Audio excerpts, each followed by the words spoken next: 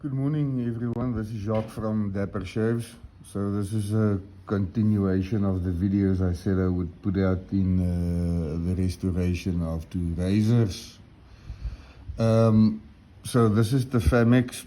The video is out on how I cleaned it, tightened the pin and so forth. So up next, honing. So I worked with some abrasives on this razor and polish.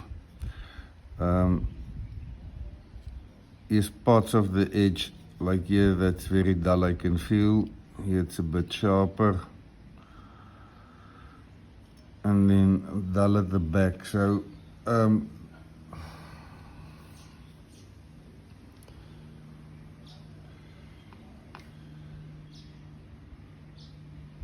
the bevel's obviously not bad on it.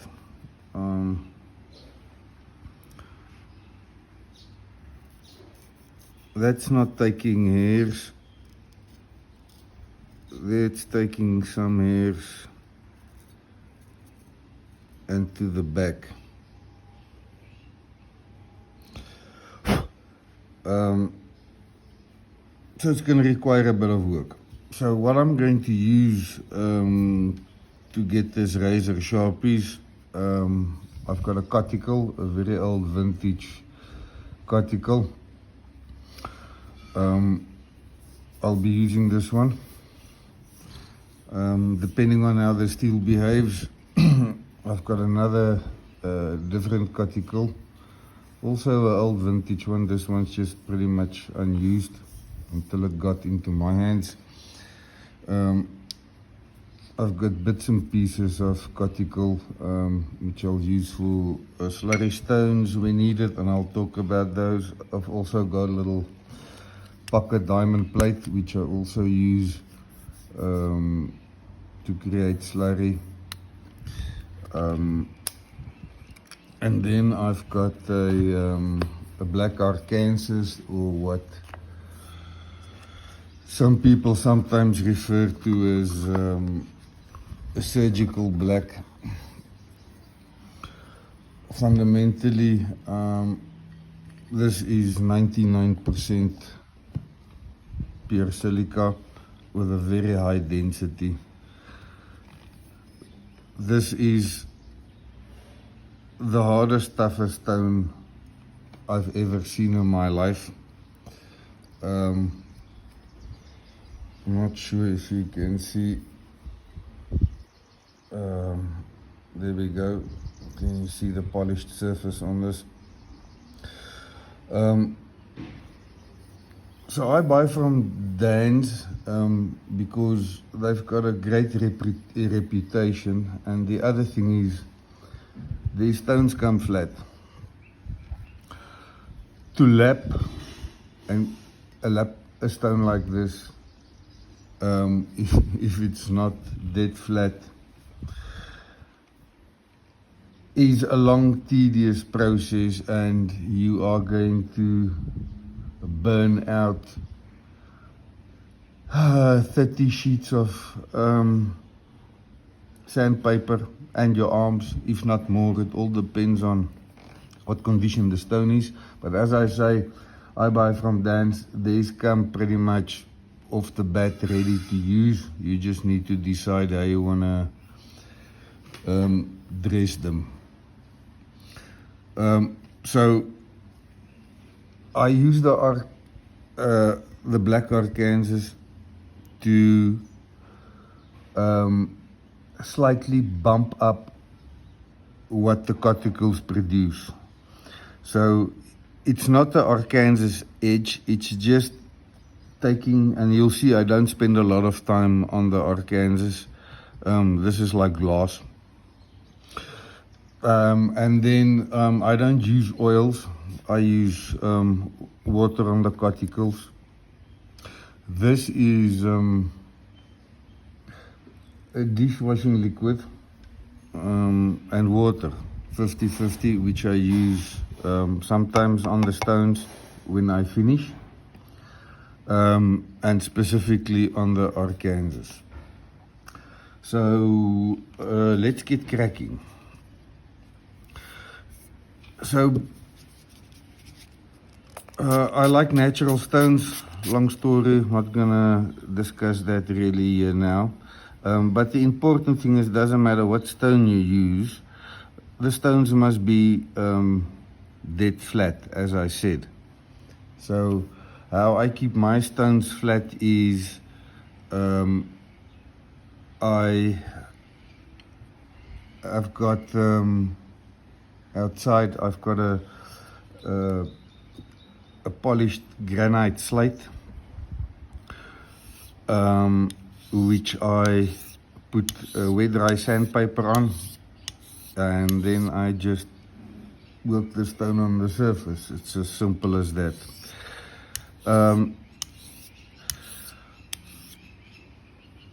I've been honing for a while, and I do my own thing, and traditionally you will see people say you rotate and you do this, and you'll see I actually turn the edge to the stone when I work. That's just how I do it. You're welcome to copy me if you like. For me it's just more natural. But understand, when you come down and it's not right, you start over. So this Coticule in particular cuts quite quick. So you will already see without any slurry that this is already starting turning quite dark with metal. So we'll just go there. So guys will tell you, yeah, do 15 laps like this and 10 laps like that, and do half strokes and do X stroke, full X strokes, and do circles and all kinds of things.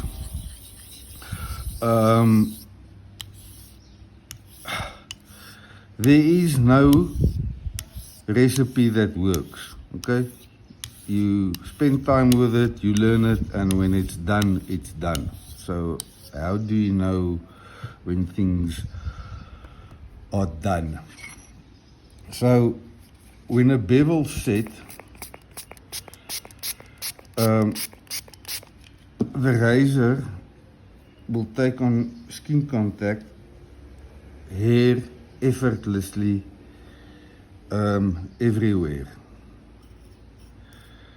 So it's starting to take hairs there where it previously didn't, and at the back obviously it should take our hairs a lot easier and a lot more comfortable, because that was partly sharp from the start. Now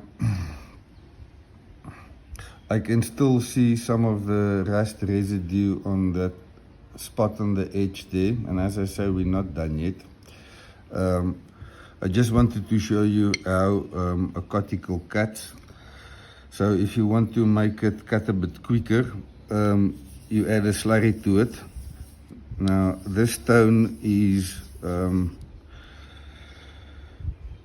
actually a piece, a cut off from the stone. You'll see that it's traditionally the same length as the bottom one. But I had a crack and a fracture in here, and I don't want the stone to break, so I sacrificed this piece, and it's become my slurry stone. You don't need a dedicated slurry stone. If you haven't got something like this, that's why I've got this little plate. The diamond plate, it's nice and fine. This is 1200 if I can remember, so it creates a nice smooth slurry. And on a Coticule, slurry is white, yeah. And then I just want to take this out the way, and then as you work it, it will obviously darken off. as you remove material. And then the quicker the material discolors, obviously would be an indication for you about how quick the stone cuts. How quick a stone cuts is also dependent on the amount of pressure you apply. And if you look at the videos and the guys honing it, people will tell you very light, and you go there and you do these strokes, and there's nothing wrong with that, especially if you're new and you need to get a feel for it. As they say, speed kills. So to learn the muscle memory, do things slow and you'll be busy for quite a time, and there's nothing wrong with it. People spend a lot of time honing their razors, and they should. I just do so many that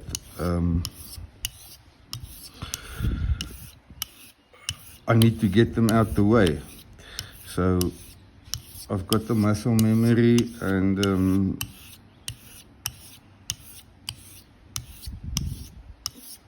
we do that. So this razor should be already very close to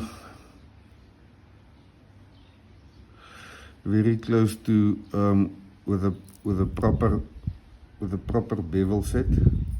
So it's taking hairs easily everywhere. So I want to just clean this off.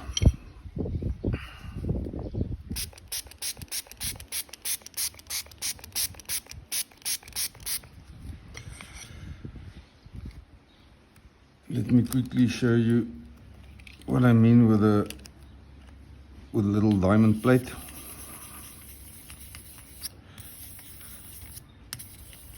Exactly the same results.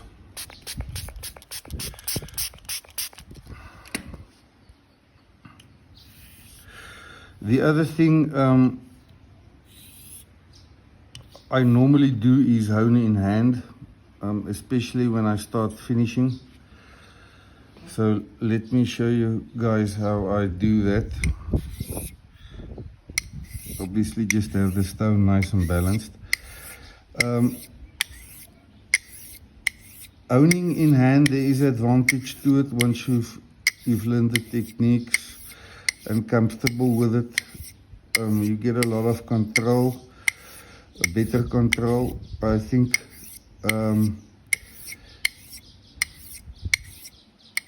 And then as you finish a step or process, I'm slowly finishing up on the bevel set. I reduce the pressure a lot. And what I'll do is, when I feel the stone is cutting the way I would expect it on a razor when it's done, I'll stop. And then I just want to get the last dirty particles off here, and then I do stropping strokes. Show you now.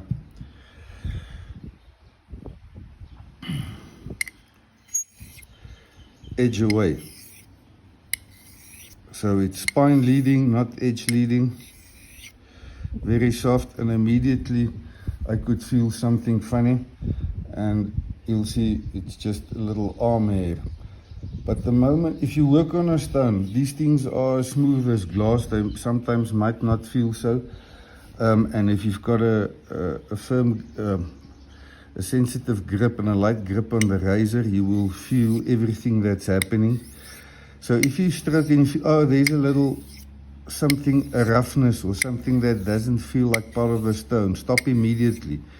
It can be a piece of dirt, a piece of something that got dislodged somewhere, and you will destroy all the work you've done if you keep going. So if it doesn't feel right, stop, clean the surface and move on. I talk so much, I started going edge leading, and you can also put it down on your bench. The stone's now going to slide,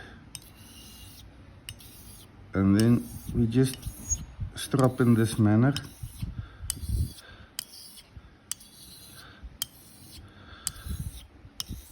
Very lightly.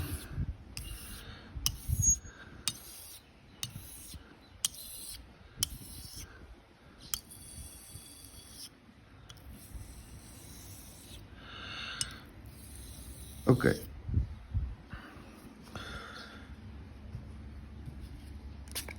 Now what I typically do now is I will dry the razor, and I'll go to my room, and I'll pull out my suede strop. I like a rough suede, especially for honing, but we'll just palm strop here.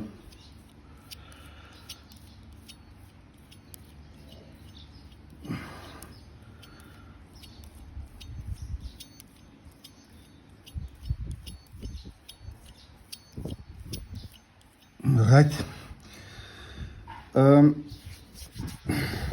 I set the bevel, but this should treetop already.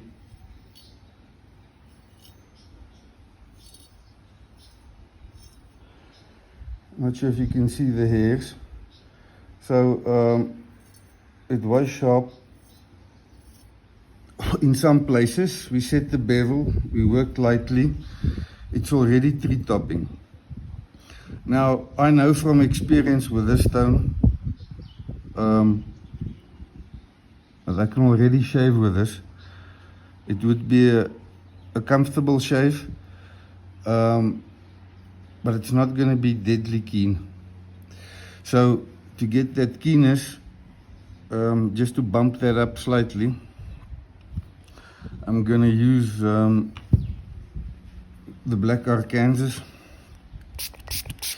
Now I typically work under running water at a sink to make sure everything's washed off and it's nice and clean. So here I'll have to do it by feel. This is what I mean by polished stone, okay. Polished enough? Yes. Same thing, I do normally this in hand. But the initial bits and pieces I do on the bench, and I'll show you. Now, Arkansas is not like Janet or Coticule or Belgian blue or other natural stones which you can slurry up. It absolutely does nothing. And secondly, this is a finishing stone, so you don't want slurry. If I finish on a Coticule, on this one as an example, under running water, in hand stroke, so that when I make a stroke, everything is washed away. Coming back, everything's washed away. It's always clean. There's nothing there. And that's why I put a lot of lubricant on this one. And as I turn the razor, a lot of this will fall off. Now I can already feel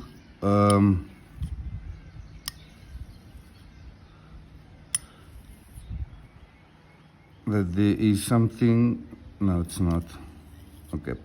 So with the black Arkansas, if you've done your work properly, this razor will start sticking. So it's taking that very thin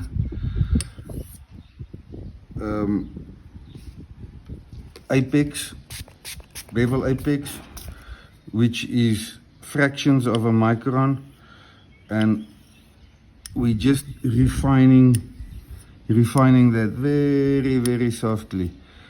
And if I do this slowly enough, you'll see this razor might slow down and skip a bit.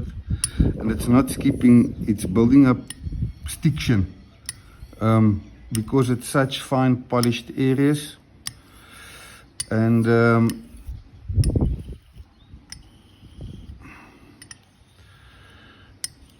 the toe needs still a bit of love.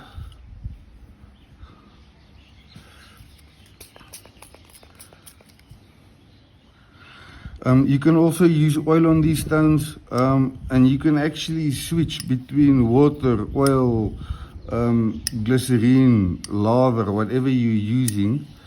And the reason I say that is this stone is so dense, it doesn't absorb anything.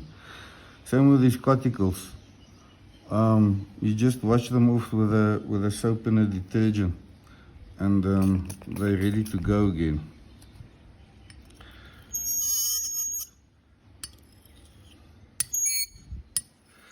So I'm just finishing off with what I call my stropping strokes.